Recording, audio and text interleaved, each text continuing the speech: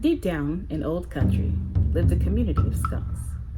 Through acquaintance, they had become so uppity they had forgotten that they stunk. For 2 generations, there had been peace in the land, with no memory of being prey. No foxes or owls, no predators around. They were at ease, they were proud, they were safe.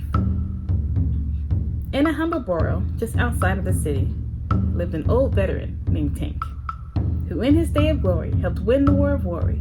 He was bold, he was tough, high in rank. In the days of his youth, skunks were proud of their gift. When trouble would come around, they would hit him with a whiff. No predator around had the strength to bear through it, so word got around and they decided not to do it. For now and further notice, the foxes decided, let's leave those skunks alone. We have been sprayed all over, and the time of that is over. That smell is much too strong. After the war was over, there was no need to separate. Animals from all around began to congregate. Skunks, possums, badgers, and beavers were for the first time all united. So the leaders of the tribes came to a decision that would keep them from being divided. Ambassador Beaver stood up to proclaim, the spray of the skunks is too untamed. One moment of their release can last for days or weeks. So we asked to make a law for the skunks not to stink. The council members froze. There was silence in the room. Although it sounded harsh, they knew it to be true. The smell of the skunks proved to be too strong, so they agreed not to use their gifts so they could all get along. On the surface, this agreement seemed fair.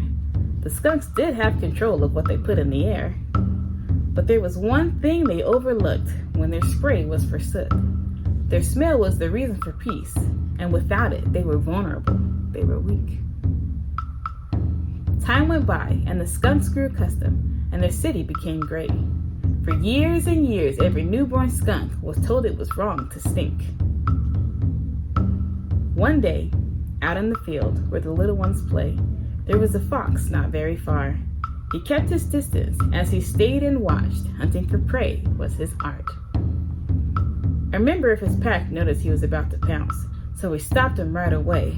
No hunting for skunk was the rule from our leader, so come along and don't delay. When the kids went back into safety, the hungry fox was very angry, so they went to find their leader and shared with him their findings. The rules about skunks is old and outdated. The skunks no longer stink. If you go and have a look at them, you'll see they are tamed. They even smell sweet. Once they may have had power, now they seem to have devolved. Catching them won't be a problem. Nope, not at all. The leader heard them and gathered up his scouts. He sent 3 of his finest foxes to go and check it out. The scouts hid outside the city where they could see it all. They saw that the animals were so far gone they didn't even crawl. The red fox said, look at those animals walking on 2 feet. And look at them over there sitting down having tea. What has happened to these animals? It's hard to tell. Look at their warriors. They're chained up in cells. Eating them is gonna be easy. They can't even run. Let's go, hurry up. This is gonna be fun. While the foxes spoke to each other and made up their plan, Tank was there listening. He heard it all firsthand. Tank thought to himself, I guess I better warn them. I knew this day would come. You can't give up what is good to fit in with everyone. So Tank made his way to the leaders of the council to warn them of the pending war. He told them if you want to survive this attack, our right to power must be restored. The ambassador spoke. To stink? To stink is your answer? The room filled with laughter. Tank told him, if you try to fight with anything other, it's sure to end in disaster. This isn't fun and games. This is war, and I'm the master. The members of the council ignored Tank's war solutions and began making their own plan. And even though they had no idea what they were doing, they put the city members' lives in their hands. The council made an announcement. Good people of Verminbrook, hear me loud and clear. We are under attack by the foxes and the war is coming here. Don't be afraid, we are stronger than ever before and smarter than the foxes could imagine. If we stand our ground and negotiate reason, there won't be any need for action. The animals rejoiced and were full of pride, but the false security was being tested. Tink knew that the council's plan would fail. The foxes were too aggressive. Tink took to the city and made individuals think. How will we keep ourselves safe if we're told not to stink? If you think we can walk through this, you couldn't be more wrong. The foxes will destroy the city, then they'll come devour us all. A few of the skunks heard him and knew the work would be tough, so 12 of them volunteered. 12 skunks was more than enough. Tink took the 12 and put them in their place.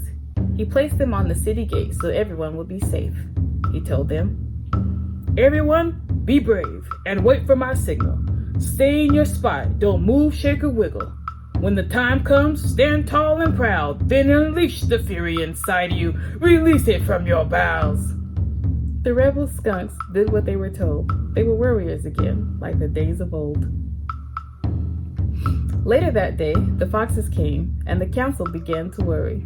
The ambassador exclaimed, "Let us ride out to meet the foxes. Come along, we better hurry."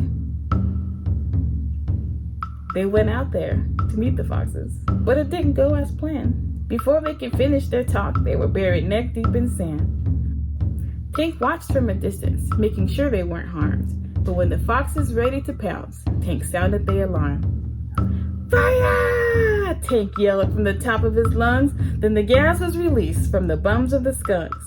The gas was so thick that it darkened the sky. Each fox was blinded by the spray in the eyes. The smell was so bad that they could barely take a breath, so they ran away forever, one fox after the next. "We are saved! We are saved!" the townspeople exclaimed. "The smell of the skunks has again made us safe. Release the prisoners, unlock their chains, then pay them the wages for the time they've been away. Hooray, hooray, peace has been restored. Our lack has been corrected by our new special force." After the war, life for the animals changed. No skunk around hung their head in shame. And for the walking on 2 feet, that all came to a stop. On all fours is the way we were created to walk.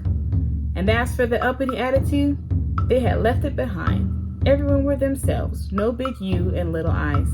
They were a thriving community, with peace and joy in the land. The city honored the skunks forever, for the power of their glands. The end.